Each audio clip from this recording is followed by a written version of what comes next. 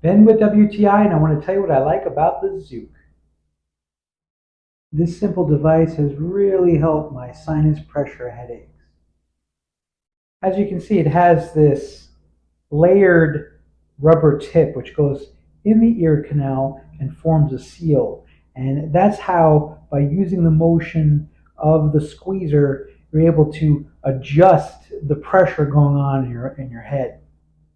For years, I suffered with headaches through my sinuses, behind my eyes, and even down the back of my neck. And the ZOK has been able to relieve a lot of that pressure so it's not as bad when it happens.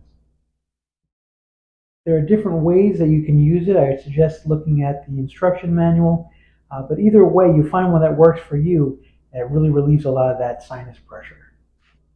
So if you too suffer from sinus pressure headaches and you just need some relief for sure, if not the cure, I definitely recommend the ZOK. And that's my point of view.